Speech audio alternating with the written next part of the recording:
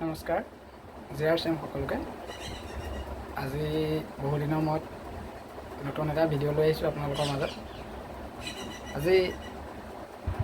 আজি এনেকুৱা এটা কথা আপোনালোকৰ মাজত ক'বলৈ আহিছোঁ। চাওক, আজি যিখিনি আমি সমাজত দেখা পাই আছোঁ, হয়নে? আমি চবেই জানো আজি সকলোৱে স্বাস্থ্যজনিত কাৰণত ভুক্তভোগী। সকলোৱে স্বাস্থ্যৰ কাৰণে বহুত চিন্তা কৰে আৰু এই স্বাস্থ্যৰ প্ৰতি আমি কিমান সজাগ হৈছোঁ, কিমান স্বাস্থ্যৰ প্ৰতি আমি ধ্যান দিছোঁ, তাৰ ওপৰত আমাৰ এটা প্ৰতিবেদন মই আপোনালোকৰ মাজত দাঙি ধৰিবলৈ লৈছোঁ। চাওক, আজি আমি সকলোৱে জানো যে স্বাস্থ্য ৰক্ষাৰ ক্ষেত্ৰত যদি ক'বলৈ যাওঁ, আজি গোটেই সমাজ ব্যৱস্থাটোত আপোনালোকে যদি চায় যে মেক্সিমাম মানুহৰ খোৱা খাদ্য হওক বা যিখিনি বস্তু ডেইলি ইউজ কৰি থাকে, সকলোখিনি কোনো স্বাস্থ্যৰ বাবে উপযোগী নহয়, হয়নে? যাৰ কাৰণে আজি যদি আপুনি চায়, কোনো এজন ব্যক্তি এইমাত্ৰ আপোনালোকৰ লগত কথা পাতি থাকিব আৰু অলপ পাছতে দেখিব তেওঁ আপোনালোকৰ মাজৰ পৰা হেৰাই গৈছে। এইবিলাক কিয় হৈ আছে? এইবিলাক কথা আমি খুব অনুধাৱন কৰিব লাগিব। আৰু যদি চায়, আজি আপোনালোকৰ নগৰতে হওক, চহৰতে হওক, গাঁৱে ভূঞে হওক, বয়োজ্যেষ্ঠ মানুহখিনি ক্ৰমান্বয়ে নাইকিয়া হৈ গৈ আছে। ইয়াৰ মূল কাৰণ কি? কেতিয়াবা আমি চিন্তা কৰি চাইছোঁনে? আমি ৰাতিপুৱাৰ পৰা গধূলিলৈকে কেৱল পৰিয়ালৰ কাৰণে যুঁজ বাগৰ কৰি থাকোঁ, নিজৰ কাৰণে যুঁজ বাগৰ কৰি থাকোঁ, কিন্তু সেইখিনি প্ৰকৃততে আমি পৰিয়ালক দিছোঁনে নাই? সেই কথাবিলাক আমি খুব ধ্যান দি বুজা দৰকাৰ। কাৰণ চাওক, টকা পইচা আজি বহুতেই ঘটি আছে। সেই টকা পইচা ঘটিও তেওঁ পৰিয়ালটোক পোহপাল দিছে যদিও এই সুৰক্ষা প্ৰদান কৰিব পৰা নাই স্বাস্থ্যৰ ফালৰ পৰা। কিয় পৰা নাই? আজি আমি দেখি আছোঁ বিভিন্ন ধৰণৰ জাংক ফুড। আমাৰ ল'ৰা ছোৱালীও যদি চায়, সেইবিলাকৰ কাৰণে খুব আকৰ্ষণ হয়। আপুনি যদি ভাল বস্তু এটা খাবলৈ দিয়ে, সেইবিলাক নাখায়, যাৰ ফলত বিভিন্ন ধৰণৰ বেমাৰ আজাৰ হৈছে। তাৰে মই এটা আপোনালোকক জনাবলৈ আহিছোঁ। যিহেতু আপোনালোক সকলোৱে জানে যে কলেষ্ট্ৰলৰ কাৰণে বহুখিনি আমাৰ বেমাৰ আজাৰ হৈ আছে। বহুখিনি কলেষ্ট্ৰলৰ কাৰণে হৈ আছে। আৰু যদি এতিয়া চায়, সেই বেমাৰ আজাৰখিনি কলেষ্ট্ৰলৰ পৰা হোৱা বুলি ক'লে আপোনালোকে এইখিনি বহুতে গম নাপায়, হয়তো জ্ঞানৰ অভাৱ থাকে, হয়তো কোনোবাই বুজিবলৈ চেষ্টা নকৰে। আজি মই বহুখিনি ডক্তৰৰ লগতো কথা পাতোঁ। ডক্তৰসকলেও মোক দুই একে কৈছে যে, সকলো নহয়, দুই একে কৈছে আমাক এইবিলাক কিয় প্ৰয়োজন, মানে মই তেখেতলোককো ক'ব বিচাৰোঁ। চাওক, আজি আমাৰ শৰীৰত হয়, আমি যিখিনি খাই আছোঁ, আপুনি জানিব পাৰে সেইখিনি ভাল বেয়া আপুনি বিচাৰ কৰি খাব পাৰে। তথাপিতো কি হয়, আমি এনে কিছুমান খাদ্য খাই থাকোঁ, যাৰ কাৰণে আজি আমাৰ শৰীৰত কলেষ্ট্ৰলখিনি বৃদ্ধি পাইছে। কলেষ্ট্ৰল আমাৰ শৰীৰত দুই প্ৰকাৰৰ থাকে। এক হ'ল ভাল কলেষ্ট্ৰল আৰু এটা বেয়া কলেষ্ট্ৰল, হয়নে?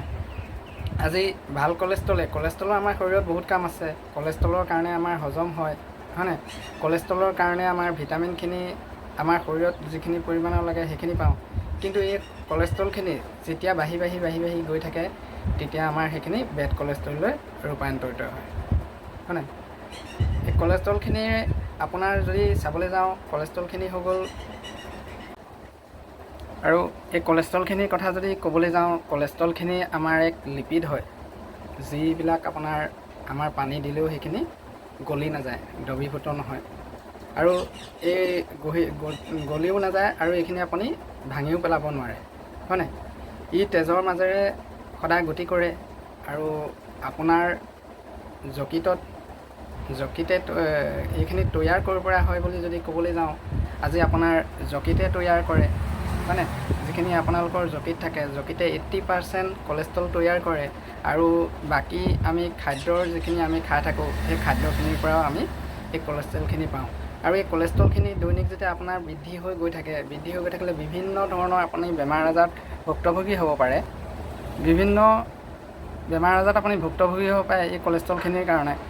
কাৰণ কলেষ্ট্ৰলখিনি যেতিয়া আমাৰ বৃদ্ধি পোৱাৰ লগে লগে আপোনাৰ শৰীৰত ৰক্তৰ সঞ্চালনটো, ৰক্তচাপ বৃদ্ধি পাব পাৰে, বিভিন্ন ধৰণৰ হ'ব পাৰে। কাৰণ আমাৰ যকৃতে আমাৰ যকৃতে আমাৰ শৰীৰটোক নিয়ন্ত্ৰণ কৰি ৰাখে, আৰু এই যকৃতে কি কৰে, আমাৰ তেজৰ চলাচল বৃদ্ধি কৰে, আৰু এই তেজৰ লগতে আমাৰ যিখিনি কলেষ্ট্ৰল থাকে, কলেষ্ট্ৰলখিনি তেজৰ লগত চলাচল কৰি থাকে।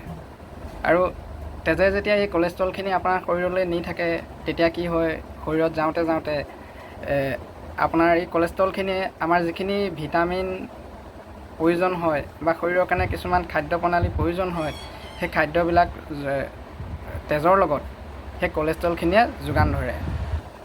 আৰু সেই কলেষ্ট্ৰলখিনিয়ে যেতিয়া আমাক যোগান ধৰে, কাম কৰোঁতে আমাৰ কিছুমান কলেষ্ট্ৰল বেয়া হৈ যায়। আৰু আমাৰ কলেষ্ট্ৰলখিনি শৰীৰে আপোনাৰ উপযোগী হওক নহওক কিন্তু উৎপন্ন কৰিয়ে থাকে। আৰু কৰি থকাৰ ফলত কি হৈ যায়, আমাৰ সেই কলেষ্ট্ৰল যিখিনি বেয়া হৈ যায়, সেইখিনি আমাৰ এটা ধৰি লওক যেনেকৈ শৰীৰত শত্ৰু হ'লে আমাৰ কিছুমান তেনেকুৱা কোষ থাকে, কোষবিলাকে কি কৰে, সেই শত্ৰুবিলাকক আঁতৰ কৰে। ঠিক তেনেকৈ এই কলেষ্ট্ৰলবিলাক যেতিয়া বেয়া হয়, সেই কলেষ্ট্ৰলবিলাক আঁতৰি যায়। আৰু আঁতৰি যাওঁতে এই কলেষ্ট্ৰলবিলাক বিভিন্ন চৰ্বিৰ লগত আপোনাৰ কি হৈ যায়, যেনেকৈ আমাৰ শিৰাবিলাকত, তেজৰ শিৰাবিলাকত, ৰক্তৰ শিৰাবিলাকত কি হৈ যায়, সেইখিনি জমা হ'বলৈ আৰম্ভ কৰি দিয়ে। আৰু যেতিয়া এইখিনি জমা হ'বলৈ আৰম্ভ কৰি দিয়ে, অলপকৈ জমা হওঁতে অধিক হৈ যায়। আৰু অধিক হৈ যোৱাৰ ফলত আমাৰ শৰীৰত নাৰ্ভবিলাক ব্লক হ'বলৈ আৰম্ভ কৰে, যাৰ কাৰণে কি হৈ যায়, আমাৰ হাৰ্ট এটেক পৰ্যন্ত হ'ব পাৰে, হয়নে? আজি আপোনালোকে শুনিছে চাগে বাইপাছ চাৰ্জাৰী। আৰু সেই বাইপাছ চাৰ্জাৰী এইটো কাৰণে কৰা হয়, কাৰণ আমাৰ সেই শিৰাবিলাকক পুনৰ ঠিক কৰিব পৰা নহয়, যাৰ কাৰণে কি হৈ যায়, বাইপাছ চাৰ্জাৰী কৰি বেলেগকৈ এডাল শিৰা লগাই দিয়া হয় আৰু পাইপৰ নিচিনাকৈ। আৰু সেইডালে কি কৰে, আমাৰ সেইখিনি পুনৰ কাম কৰে, যাৰ কাৰণে কি হৈ যায়, যিজন লগে লগে যদি কোনোবা এজনক ঠিক কৰিব পৰা হয়তো ভালেই কথা, যদি নোৱাৰে, হয়নে? আৰু এনে কিছুমান জেগাত হ'ব পাৰে য'ত নেকি সোনকালে ঠিক কৰিব পৰা নহ'ব, যাৰ কাৰণে আপোনাৰ হাৰ্টটো ঢিপ কৰা বন্ধ হৈ যাব, আৰু যাৰ ফলত আপুনি মৃত্যুমুখত পৰিব পাৰে। চিন্তা কৰক ইমানবিলাক কাৰণ যাৰ কাৰণে আজি আমাৰ সমাজত বিভিন্ন ধৰণৰ আমি দেখি আছোঁ যে বয়সস্থ মানুহ এইবিলাক নাইকিয়া হৈ গৈছে। কিয় নাইকিয়া হৈ গৈছে? কাৰণ আমি জাংক ফুডবিলাক বেছিকৈ ব্যৱহাৰ কৰোঁ। আপোনালোক সেইবিলাকৰ পৰা দূৰত থাকিব। আৰু লগতে যিখিনি আমাৰ খোৱা তেলৰ পৰাও বিভিন্ন ধৰণৰ বেমাৰ আজাৰ হৈছে।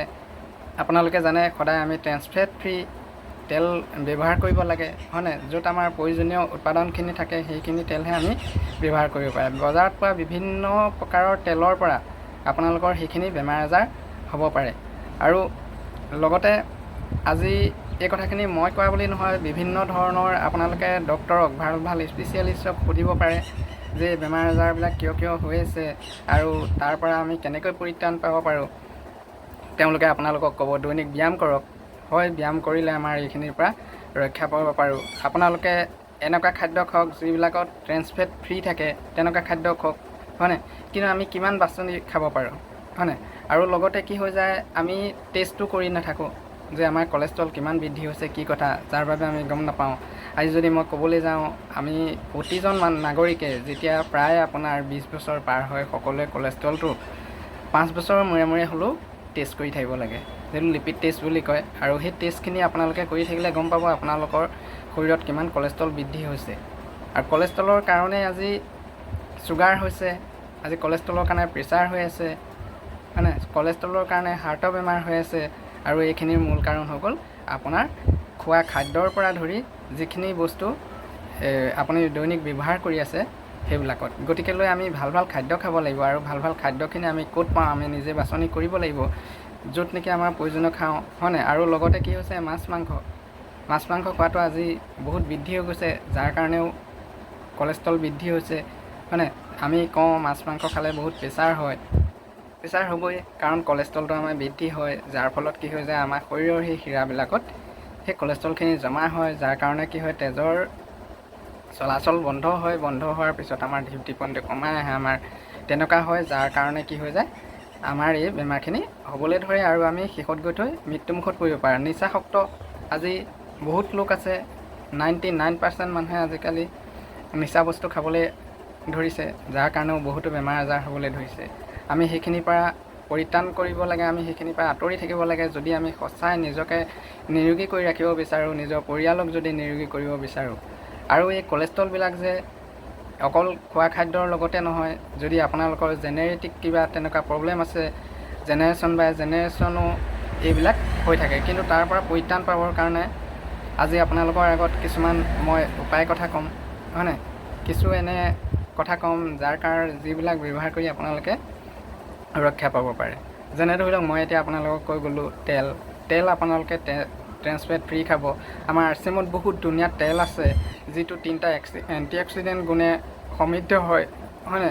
আৰু গতিকেলৈ আপোনালোকে তেনে তেল খাব। আৰু সেই তেল খোৱাৰ কাৰণে বহুতে কয় মোৰ দাম বেছি হৈছে, মোৰ আমুক হৈছে, কিন্তু যদি চাই আপোনালোকে দাম বিশেষ নহয়।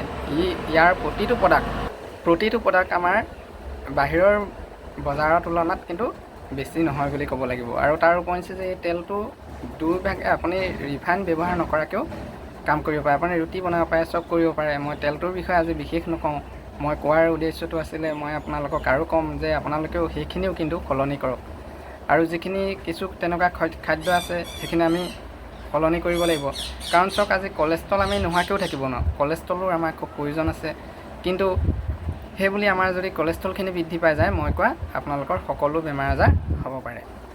আজি এইবিলাকৰ পৰা পৰিত্ৰাণ পাবৰ কাৰণে RCMে লাগাতাৰ দিন ৰাত লাগি আছে সকলো ভাৰতীয়ৰ কাৰণে যে সকলো ৰোগমুক্ত হওক, এখন আমি ৰোগমুক্ত ভাৰত গঢ়ি তুলিব পাৰোঁ। তাৰ প্ৰচেষ্টাৰে মই বহুত ধন্যবাদ দিব বিচাৰিম PC চাবৰা ছাৰক, যিহেতু তেওঁ এই অভিযানে আমাক সকলোৰে ঘৰত সুখ সমৃদ্ধি দিব বুলি মই সম্পূৰ্ণ চিয়'ৰ যে সুখ সমৃদ্ধি আনিব।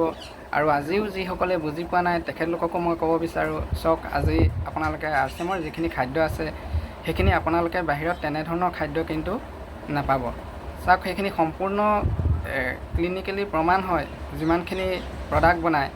আজি যদি নুডেলছৰ কথাকে যদি কওঁ, নুডেলছ আজি দেখি আছে আপোনালোকে বহুতৰে কি হৈ যায়, নুডেলছখিনি বন্ধ কৰি গৈছে চৰকাৰে। কিয় বন্ধ কৰি গৈছে আপোনালোকে চাবচোন। কেতিয়াবা RCMৰ নুডেলছ বন্ধ কৰা শুনিছেনে? কাৰণ এইটো সম্পূৰ্ণ ঘেঁহুৰ আটাৰ পৰা বনাইছে আৰু তাত বিভিন্ন শাক পাচলিৰ মানে ধৰি লওক গ্ৰীণ মটৰ এনেকুৱা নিচিনা বস্তু তাত ইউজ কৰিছে, যাৰ কাৰণে আপোনালোকৰ শৰীৰত পুষ্টিৰ যোগান ধৰে।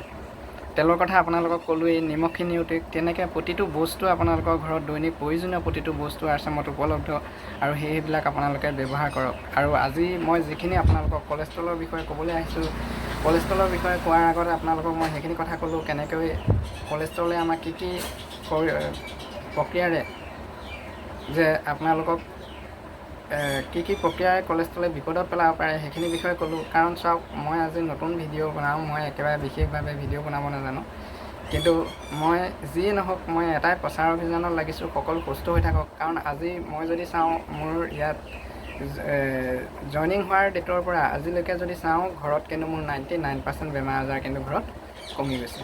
আৰু ইয়াৰ মূল কাৰণ এইটোৱে যে মই সেইখিনি গ্ৰহণ কৰিবলৈ ল'লোঁ। কাৰণ আগতেও মই সেইখিনি প্ৰডাক্ট খাই আছিলোঁ, তেল নিমখ হালধি খাই আছিলোঁ, কিন্তু সেইখিনি খোৱাৰ পৰা মই উপশম পৰা নাছিলোঁ। মই নাজানিছিলোঁ মই ৰিফাইন তেল ব্যৱহাৰ কৰিছিলোঁ। আজি বহাগ বিহু হৈ গ'ল, মই ৰিফাইন তেল ব্যৱহাৰ কৰিছিলোঁ। মাঘৰ বিহু ৰিফাইন তেল ব্যৱহাৰ কৰিছিলোঁ, বাকী সময়তো মই সেইখিনি ব্যৱহাৰ কৰিছিলোঁ। কিন্তু এতিয়া জনাৰ পৰা সেইখিনি ব্যৱহাৰ নকৰি RCMৰ ৰাইচ ব্ৰেন অইল মই ব্যৱহাৰ কৰোঁ, যাৰ কাৰণে ঘৰত আমাৰ গেছৰ প্ৰব্লেমৰ পৰা আদি কৰি বহুতখিনি ৰক্ষা পাবলৈ ধৰিলোঁ। আৰু আজি যদি কওঁ কলেষ্ট্ৰলৰ কাৰণেও গেছৰ প্ৰব্লেম হয়। আজি ভাল ডাক্তৰক আপোনালোকে সুধিব, মোৰ ভিডিঅ'টো যদি কোনো ডক্তৰে চায় তেখেতলোকেও বুজি পাব যে কলেষ্ট্ৰলৰ কাৰণে কিমান বেমাৰ আজাৰ হৈ আছে, কিন্তু আমি সেইখিনিত খুব ধ্যান নিদিওঁ হয়নে? আজি ধ্যান নিদিয়াৰ ফলত আমি কি হয়, আজি চুগাৰৰ পেচেণ্ট বৃদ্ধি হৈ গৈছে হয়নে? আজি প্ৰেছাৰ হাই ব্লাড প্ৰেছাৰ যিটোক কয় হাই ব্লাড প্ৰেছাৰ, আৰু সেই ব্লাড প্ৰেছাৰ বৃদ্ধি পাইছে, যাৰ কাৰণে বহুতো মানুহ মৃত্যুমুখত পৰিছে। আৰু লগতে হাৰ্ট ডিজিজবিলাক যিমানখিনি হাৰ্টৰ বেমাৰ হয়, এই বেমাৰখিনি কলেষ্ট্ৰলৰ কাৰণে হৈ থাকে। আৰু এই কলেষ্ট্ৰলৰ কাৰণে উপশম পাবৰ কাৰণে RCMে আপোনালোকৰ মাজলৈ লৈ আহিছে এনে এটা প্ৰডাক্ট যিটোৰ নাম হৈ গ'ল হেলগাৰ্ড গামা অৰিজিনেল। নিশ্চয় দেখিছে আপোনালোকে। ইয়াত আপোনাৰ 60টা কেপচুল থাকে, যিটো সম্পূৰ্ণ নেচাৰেল হয় আৰু এইবিলাক দৰৱ নহয়। এইখিনি মই ইউজ কৰি থকা আপোনালোকক দেখাইছোঁ। এনেধৰণৰ কিছু কেপচুলৰ গতে থাকে যিখিনি আমাৰ শৰীৰৰ কাৰণে এণ্টি অক্সিডেণ্ট যোগান ধৰে। আৰু আজি যদি ক'বলৈ যাওঁ হেলগাৰ্ড গামাৰ কথা, আজি আমেৰিকাৰ নিচিনা দেশতো হেলগাৰ্ড গামাৰ চৰকাৰে আমেৰিকাৰ নিচিনা দেশত হেলগাৰ্ড গামাক এণ্টি আলচাৰ হিচাপে হয়নে? আৰু জাপানৰ নিচিনা দেশতো ব্যৱহাৰ কৰিছে ইয়াক আপোনাৰ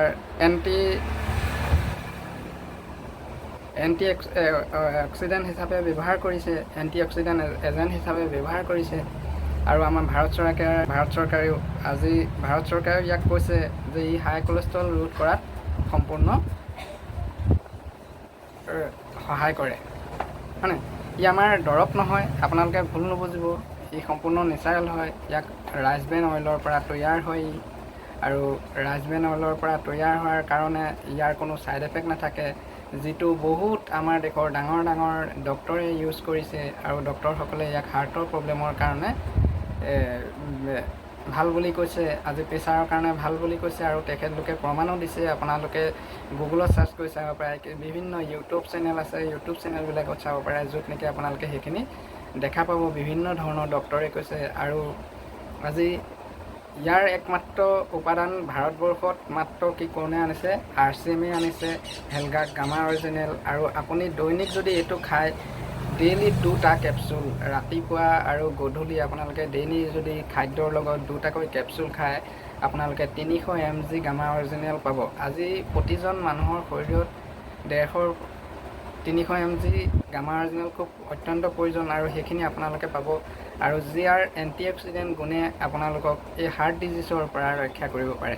আজি মই আপোনালোকক ইমানখিনিয়ে কৈছোঁ আৰু ভৱিষ্যতে বহুত সুন্দৰকৈ মই ভিডিঅ' বনাবলৈ চেষ্টা কৰিম। যিহেতু মই বৰ বিশেষ নাজানো ভিডিঅ'ৰ কাৰণে, মই আপোনালোকক সেইখিনি জনাই গৈছোঁ। কিন্তু মই ভাবোঁ মই যিখিনি আপোনালোকৰ মাজত কৈছোঁ সেইখিনি আপোনালোকৰ কাৰণে বহুত উপযোগী হ'ব আৰু আপোনালোকে সেইখিনি ইমপ্লিমেণ্ট কৰক। নিজৰ শৰীৰটো ঠিক কৰি ৰাখিবৰ কাৰণে ইউজ কৰক। দাম বিশেষ নহয়। আজি আমি চাওক, আজি বেয়া বস্তুৰ কাৰণে যিসকলে যি টি বস্তু খাই থাকে, আমি দোকানত বহুতো বেয়া বস্তু, ধৰি লওক চকলেট খাওঁ আমি, হয়নে, চিপছ খাওঁ, তেনেকুৱা ধৰণৰ কিছুমান বস্তু আমি খাই পেলাই বহুত পইচা আমি খৰচ কৰি থাকোঁ। আৰু বিভিন্ন ধৰণৰ কিছুমান নিচাজাতীয় বস্তুটো বহুতে খায়, সেইসকলেও বহুত টকা পইচা খৰচ কৰি আছে, যাৰ ফলত ডক্টৰৰ ওচৰত গৈ লাখ কোটি টকা দিও আমি এটা হাৰ্ট কিনি ল'ব নোৱাৰোঁ আৰু হয়নে, লাখ টকা দিও আমি সেইখিনি অস্ত্ৰোপচাৰ কৰিব নোৱাৰোঁ, যাৰ ফলত মানুহজন মৃত্যুমুখত পৰিব পাৰে। গতিকে আপোনালোকে দৈনিক 15 পৰা 20 টকা যদি ইয়াত খৰচ কৰি পেলাই আপোনালোকে সেইখিনি ইউজ কৰে। চাওক, আমি ভাল থাকিবৰ কাৰণে গাখীৰ কিনো, মেক্সিমাম মানুহে গাখীৰ কিনে। আজি গাখীৰৰ দৰে আমি ইয়াকো যদি দৈনিক কিনিবলৈ আৰম্ভ কৰি দিওঁ, আমাৰ পৰিয়ালত যদি সেইখিনি ব্যৱহাৰ কৰোঁ, তেতিয়াহ'লে আমি নিশ্চয় নিৰোগী হৈ থাকিম। আৰু লগতে আপোনালোকক কওঁ, দৈনিক অলপ হ'লেও ব্যায়ামৰ অভ্যাস কৰক সকলোৱে। ব্যায়ামে আমাৰ শৰীৰটো নিৰোগী কৰি ৰাখে, হয়নে? ইমানখিনিকে ক'লোঁ। আজিৰ ভিডিঅ'টো মই ভাবোঁ সকলোৱে হেল্পফুল হ'ব। ইয়াকে কৈ মই সকলোকে ধন্যবাদ জনাইছোঁ।